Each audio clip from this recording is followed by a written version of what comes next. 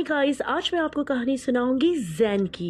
एक बच्चों का जेल है जहां पर खून के इल्जाम में 5 साल की जैन को सजा हुई है, जिसे खुद की उम्र पता भी नहीं। डॉक्टर की जांच से पता चला कि जैन 12 साल का है। आज कोर्ट में जैन की पहली पेशी है। कोर्ट के बाहर दुनिया भर से न्यूज रिपोर्टर्स आए हैं। अंदर हथकड़ी पहने 12 साल के जैन को कोर्ट में लाया गया। उसे नदीम नाम की सरकारी वकील दी गई है। जैन के माँ बाप सुहाद और सलीम को भी बुलाया गया है। इन्हें तामीर नाम के वकील पेश करेंगे। मुकदमा शुरू हुआ। जज ने जैन के माँ बाप से पूछा, आपको पता है आप यहाँ क्यों हैं? हाँ, जैन की माँ बोली। जैन ने गलती की है, इसलिए उसे सजा हुई, लेकिन इसमें हमारा क्या लेना देना? हमें बार बार यहाँ क्यों बुलाया जा रहा है? जज बोला, आपके बेटे को 5 साल की खून की सजा हुई है। ये आपको छोटी सी बात लग रही है? कैसी माँ हो आप? जैन की माँ चुप हो गई। फिर जज ने कहा, खैर छोड़े, आज आपको इस जगह किसी और मुकदमे के लिए बुलाया गया है। जज ने जैन को कहा, जैन तुम्हें पता है आज तुम किस लिए यहाँ खड़े हो? हाँ, जैन बोला। जज ने कहा, जैन तुम कितने साल के हो? जैन ने कहा, मुझे नहीं पता, मेरे माँ बाप से पूछ लें आप। ये सुनकर जैन के माँ बाप का मुंह नीचे हो गया। तब जैन की वकील बोली कि जैन के माँ बाप ने कभी अपने बच्चों की बर्थ सर्टिफिकेट बनाई नहीं है। सही मानों में देखे तो इनकी कोई आइडेंटिटी ही नहीं है। डॉक्टर की रिपोर्ट से पता चला है कि जैन 12 साल का है। यहाँ पर ये सब बिना पेपर्स के गैर कानूनी तौर पर रह रहे हैं। जज ने कहा, जैन बताओ क्या आरोप है तुम्हारे माँ बाप के ऊपर? जैन ने अपनी सुनी आंखों से कहा, इनका आरोप ये है कि इन्होंने मुझे पैदा किया है। और इसके साथ कहानी पीछे चली गई, जहां जैन कई दवाइयों की दुकान घूम घूम कर अपनी माँ के लिए दवाई लेता। दुकानदारों के ये कहने पर कि तुम्हारे माँ बाप क्यों नहीं आए, तब जैन कहता कि माँ का ऑपरेशन हुआ है, या कभी कभी वो ये कहता कि माँ का पैर टूट चुका है।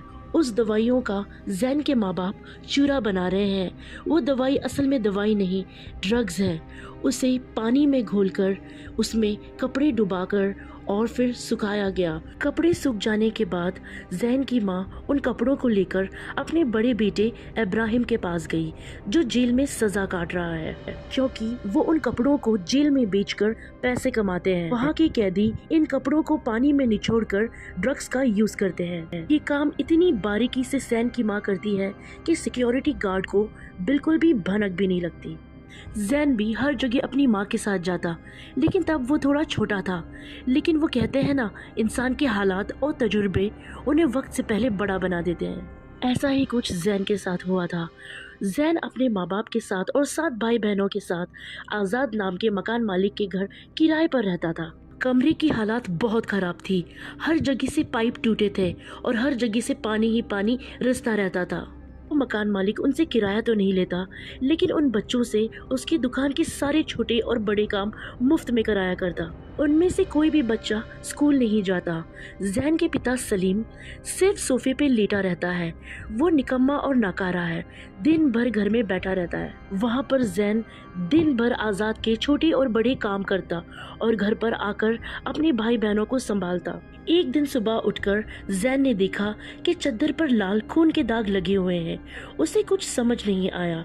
दोपहर में जब सारे भाई बहन मिलकर बाहर चीजों को बेच रहे थे, तब जैन की नजर अचानक शहर के कपड़े पर गई। पीछे खून का दाग लगा था। जैन शहर के पास गया और उसे बाथरूम में चलने को कहा और बोला, तुम्हें पता है तुम्हारी सहेली आलिया, जिसके साथ ऐसा ही कुछ हुआ था, तो उसकी माँ को जब पता चला था तब वो उसे कहीं बाहर आने जाने नहीं देती थी और एक दिन एक मोटे बुड्ढे के साथ उसकी शादी करवा दी थी। अगर हमारी माँ को भी ये पता चल गया तो तुम्हारे साथ भी वो ऐसे ही कुछ कर देंगी। हमारी माँ तुमसे पीछा छुड़ाने में जरा सा भी देर नहीं लगाएगी। वो तुम्हें आज़ाद मकान मालिक से शादी के नाम पर बेच देगी, फिर हम तुमसे कभी भी नहीं मिल पाएंगे। जैन की बहन बोली, लेकिन आज़ाद तो अच्छा है ना, उसने हमें रहने के लिए घर दिया और वो मुझे नूडल्स भी खिलाता है। जैन ने कहा, नहीं, वो बहुत बुरा इंसान है, मैं उसके साथ काम कर चुका हूँ। क्योंकि जैन ये जानता है कि आज़ाद की नज़र शहर पे पड़ चुकी है। जैन ने शहर के दाग वाले कपड़े धोए और अपनी बनियान उतारकर उसे अंदर की तरफ रखने के लिए कहा।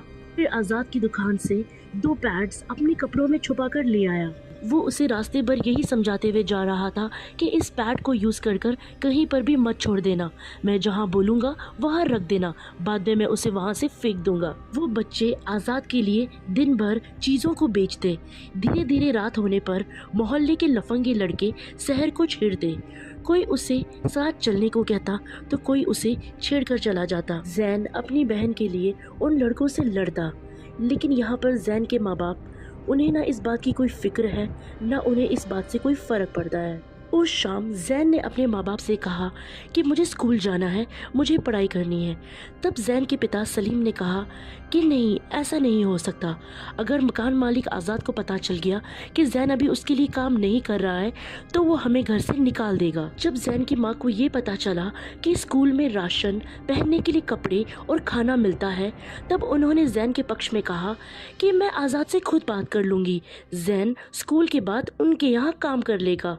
बेचारा जैन ये सुनकर एकदम खामोश था, लेकिन जिस बात का डर था वही हुआ। आज़ाद नहीं माना। बेचारा जैन रोज की तरह उसका हर छोटा मोटा काम करता गया, भारी भारी सिलेंडर यहाँ से वहाँ पहुँचाता गया।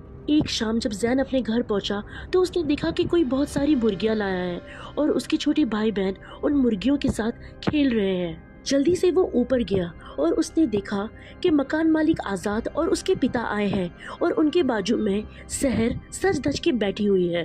वो जल्दी से किचन में गया और उसने अपनी माँ को कहा कि तुम चंद मुर्गियों के लिए सहर को बेच दोगी। उसकी माँ बोली कि वो आने वाला किराया माफ़ कर देगा। तुम ही बताओ जैन, इतने छोटे भाई बहन को लेकर हम कहाँ जाएंगे, तुम कहाँ जाओगे? जैन ने कहा मैं कुछ नहीं जानता, उन्हें यहाँ से दफा करो वरना मैं जाकर उन्हें यहाँ से निकाल दूंगा। बात कहीं आगे ना बढ़ जाए तब जैन की माँ ने कहा अरे तुम खामखा परेशान हो रहे हो, वो लोग तो ऐसे ही आए हैं, ज्यादा नाटक मत करो, उनको जाने दो फिर बात करेंगे। थोड़ी देर बाद सहर जैन के पास आई। जैन ने उसे गुस्से से देखा और हथेली से उसकी लिपस्टिक को पोंछने लगा और कहा ये क्या हुलिया बना रखा है, बिल्कुल भूत लग रही हो। सहर चुप है और जैन फिर से सोच में चला गया कि कैसे वो सहर को बचाए और दूसरी तरफ उसके माँ बाप ने सहर का सौदा पक्का कर दिया। बेचारा जैन रात भर सोचता रहा, फिर एकदम से उठकर उसने सहर के कान में कहा कि आज हम यहाँ से भाग जाएंगे, मेरे आने तक तैयार रहना और किसी से कुछ भी मत कहना। जैन ने सहर के पहनने वाले कपड़े एक पॉलिथीन में भरे और कुछ पैसे माँ के बटवे से भी निकाले और आज़ाद की दुकान से कुछ खाने पीने की चीजें और हर महीने लगने वाले सैनिटरी पैड्स सब एक थैली में डाले। रास्ते में उसने गाड़ी भाड़ा भी तय कर लिया और उसने ड्राइवर को ये भी कहा अगर पैसे कम हो तो वो सहर को अपनी गोद में बिठा लेगा। और वो घर की तरफ निकल गया, लेकिन यहाँ पर सबको पता चल गया कि वो और सहर घर से भागने वाले हैं। जैन की माँ ने सहर को कहा कि इस मुसीबत को जल्दी हो सके यहाँ से निकाल दो वरना प्रॉब्लम हो जाएगी। इतने में जैन आ गया, वो सहर को बचाने लगा। इस चक्कर में जैन और सहर को बहुत मार पड़ी। फिर जैन के पिता ने सहर को स्कूटर में बिठाकर बिना बिहाए ही आज़ाद के घर छोड़ आए। जैन ने अपनी माँ को कहा खुश होना अब तुम, और घर छोड़कर भाग आया। जिस बस के लिए उसने बात की थी उसी में जाकर जैन बैठ गया। हाथ में सहर के कपड़ों का थैला है और मंजिल का कोई अता पता नहीं। जैन की बाजू वाली सीट में एक बूढ़ा आदमी स्पाइडरमैन का ड्रेस पहनकर बैठा और एक मेले के सामने उतर गया। जैन भी उसके पीछे पीछे एक मेले के सामने उतर गया। जैन जब मेले के अंदर गया तब उसने देखा कि बड़े बड़े झूले हैं, दिन का वक्त है, भीड़ कुछ खास नहीं। वो एक झूले में जाकर बैठ गया। इतनी ऊंचाई से दुनिया को देखकर जैन की आंखों में आंसू आ गए। उस रात वो सो गया। जब वो सुबह उठा तो उसे बहुत भूख लगी। तब उसी थैले से उसने कुछ निकाल कर खाया और मेले में इधर उधर घूमने लगा। ऊपर रेस्टोरेंट में शीशा साफ करते करते टिगिस नाम की एक औरत उसे देख रही है और मन ही मन मुस्कुरा रही है। थोड़ी देर बाद जैन ऊपर आया। वो यहाँ के मालिक का पूछने लगा। उसने कहा मुझे काम चाहिए। तब टिगिस ने उसे चाय बिस्किट खाने को दिया। वहाँ से निकलकर जैन जगह जगह काम मांगने लगा। भूख लगी थी लेकिन पैसे भी नहीं थे उसके पास। कांच में रखी खाने की चीज को देखकर बेचारा जैन निहार रहा है। फिर वो वापस मेले की तरफ आया। टिगिस ने उसे फिर कांच से देखा और ये सोचा कि बेचारे को आज भी किसी ने काम में नहीं रखा। शाम के वक्त टिगिस पब्लिक बाथरूम में बैठकर सबको टिश्यू पेपर दे रही है और ये बता रही है कि लास्ट का बाथरूम यूज़ ना करें, वो ख़राब है। लेकिन ये सच नहीं है। लास्ट के बाथरूम में तिगिस का कुछ महीनों का बच्चा सोया है। वो बच्चे को यहाँ छुपाकर काम करती है क्योंकि घर में कोई देख रेख के लिए नहीं है। फिर बच्चे को बैग में डालकर वो घर चली जाती है। उस दिन जब तिगिस घर के लिए निकली तब जैन पीछे पीछे आया और उसको कुछ खाने के लिए मांग रहा। कुछ देर सोचने के बाद तिगिस जैन को अपने घर ले आई। जैन को अभी तिगिस के घर पर रहकर तिगिस के बच्चे का ख्याल रखना होगा। वो भी यहाँ पर गैर कानूनी तौर पर नकली पेपर के दम पर यहाँ रह रही है। तिगिस अपने काम की जगह पर एक महिला को बता रही है कि मेरे नकली सिटीजनशिप के पेपर कुछ दिन में इनवैलिड हो जाएंगे। एस्प्रो नाम का एक दलाल है, लेकिन वो इन पेपरों को बनाने के लिए बहुत ज्यादा पैसे मांग रहा है। उस महिला ने कहा कि जल्दी करो वरना पुलिस तुम्हें उठाकर ले जाएगी। तिगिस के बेटे का नाम योहानस है और आज वो 1 साल का हुआ है। किसी कस्टमर का बचा हुआ केक आज वो घर ले आई और तीनों ने उसके बच्चे का बर्थडे सेलिब्रेट किया। फिर तिगिस ने जैन को उसके परिवार के बारे में पूछा। जैन ने कहा, मेरी कई भाई बहन हैं, लेकिन मुझे मेरी बहन सहर ज़्यादा याद आती है और उसकी शादी हो चुकी है। तब ये सुनकर दोनों मायूस हो गए। फिर तिगिस ने अपने बारे में बताया कि वो इथोपिया से है और उसका रियल नेम राही है। वो यहाँ पर घरेलू काम के लिए आई थी और 6 साल से एक मालकिन के घर काम कर रही थी। फिर उसे किसी से प्यार हो गया। फिर वो उस आदमी के साथ भाग गई। उस आदमी ने उसे प्रेग्नेंट कर छोड़ दिया। अब ना ही वो अपनी मालकिन के पास जा सकती है अपने पुराने पेपर्स छुड़वाने और ना ही उसके पास इतने पैसे हैं कि वो नए पेपर्स बना सके। यहाँ भाई बहन के बीच में बड़ा हुआ जैन योहानस का बहुत अच्छी तरीके से ख्याल रखता, उसे समय पर दूध पिलाता और जब तक तिगिस वापस न आती दोनों बच्चे थक कर सो जाते। एक दिन दलाल एस्प्रो योहानस को उठाकर लेकर गया क्योंकि वो जानता था तिगिस के सिटीजनशिप के पेपर्स खत्म होने वाले हैं। तिगिस जब अपना बच्चा लेने एस्प्रो के पास गई तब दलाल एस्प्रो ने कहा कि मुझे योहानस दे दे। उसने उसके बच्चे का सौदा किया लेकिन तिगिस नहीं मानी। दलाल एस्प्रो ने उसे ये भी कहा अगर वो योहानस को उसे दे देगी तो वो उसे नकली नागरिकता का पेपर देगा, लेकिन तिगिस कोई भी हालत में अपने बच्चे का सौदा नहीं करती। दलाल एस्प्रो ने योहानस को तिगिस को वापस दे दिया और उसे 7 दिन की मोहलत दी पैसे जमा करने। जैन भी यहाँ उकने लगा है, लेकिन जाए तो जाए कहाँ, उसके पास पैसे भी नहीं है। एक रात जैन और योहानस तिगिस का इंतजार करते रह गए। पूरी रात बीत गई लेकिन तिगिस घर नहीं लौटी। सुबह जब जैन उठा तब उसने योहानस को अपनी गोद में उठाकर तिगिस की काम करने वाली जगह पर गया। तब उसे ये पता चला कि तिगिस कल से काम पर नहीं आई है। वहाँ पर उसे दलाल एस्प्रो का भी पता चला। वो योहानस को लेके दलाल एस्प्रो के यहाँ गया। तब दलाल एस्प्रो ने कहा कि हो ना हो उसे पुलिस ही उठाकर ले गई होगी। दलाल एस्प्रो ने योहानस को जैन से लेने की कोशिश की, खाने पीने का लालच दिया, लेकिन जैन समझदार था, वो वहाँ से निकल गया। रास्ते में जैन को एक लड़की मिली जो रास्ते में सामान बेच रही थी। कुछ देर में उनकी दोस्ती हो गई। शायद वो शहर को मिस कर रहा था। अब योहानस को भूख लग रही है, वो माँ को ढूंढ रहा है, चिड़चिड़ा हो रहा है। तिगिस ने घर पर एक पैसा नहीं छोड़ा। मजबूरन जैन को पड़ोस के एक बच्चे की दूध की बोतल चुरा कर लेकर आना पड़ा ताकि वो योहानस की भूख शांत कर सके। और दूसरी तरफ तिगिस पुलिस की हिरासत में है।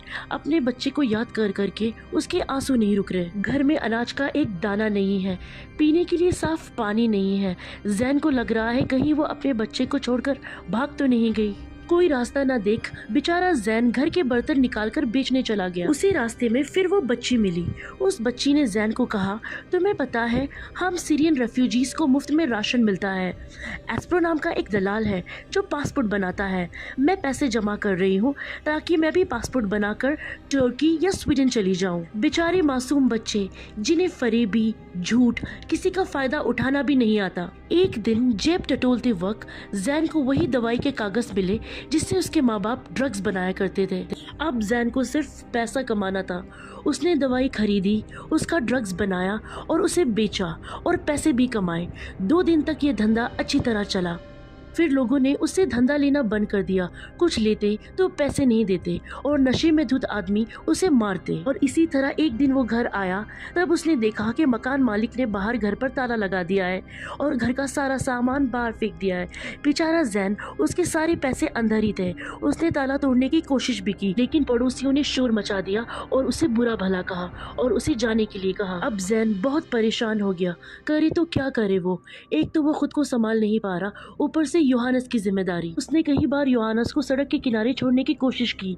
वो योहानस को सड़क के किनारे छोड़ता, फिर दूर से देखता, लेकिन वो बेचारा बच्चा भागकर जैन के पास आता। अब हार कर जैन दलाल एस्प्रो के पास गया।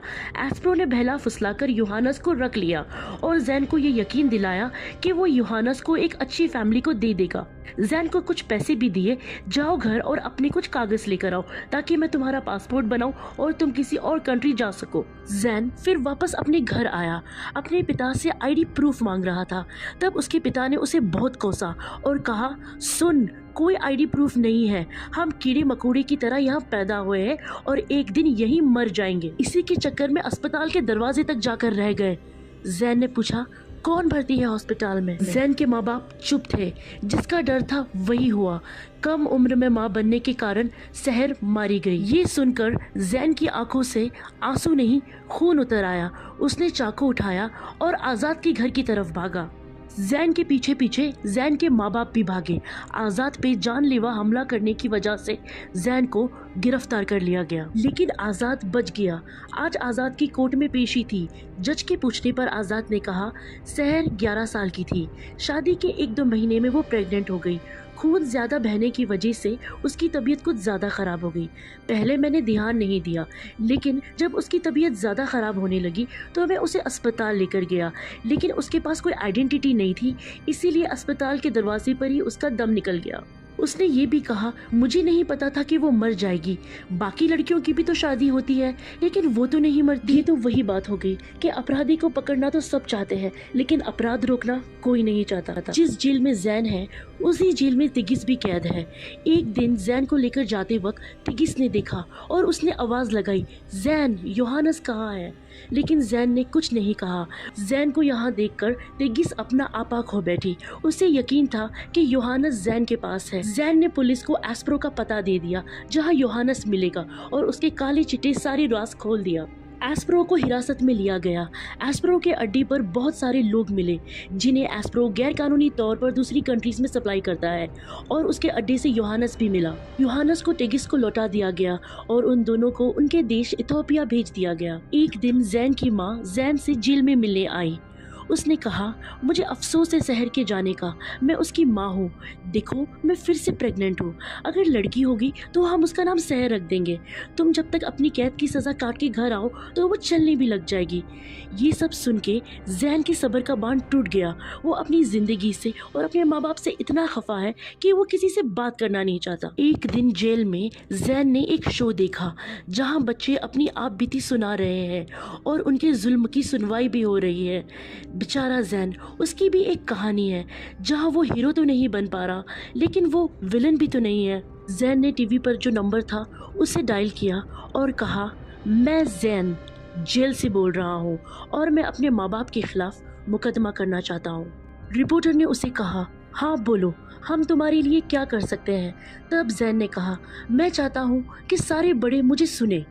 अगर कोई माँ बाप अपने बच्चे को पाल नहीं सकते, उसे अच्छी जिंदगी नहीं दे सकते, तो उसे पैदा ही क्यों करते हैं? मैं सिर्फ गाली सुनकर बड़ा हुआ हूँ। लोग मुझे गाली देते हैं, मुझे मारते हैं, ये कहते हैं कि तेरी औकात उस कचरे के डब्बे से भी बुरी है। मैं नर्क में जी रहा हूँ, मेरा दिमाग और शरीर जल रहा है।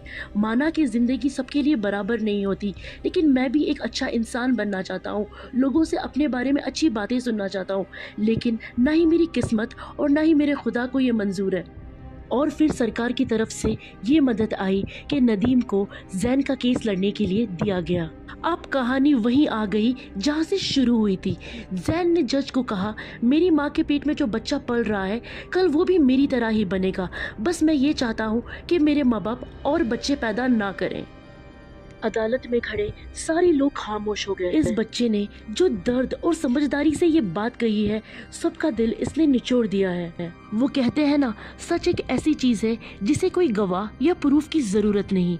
जहाँ सच खड़ा हो, सारी बातें, मजबूरी और कानून दब जाते हैं। जैन की सजा कम कर दी गई। जैन ने अपनी हिम्मत से सारी आवाम को मजबूर कर दिया उसे एक पहचान दिलाने में। आज जैन को उसका पहचान पत्र मिला और बहुत साल बाद जैन आज मुस्कुराया और कहानी यहीं खत्म हुई। Oscar winning movie for the best foreign language film कैफरनाउम।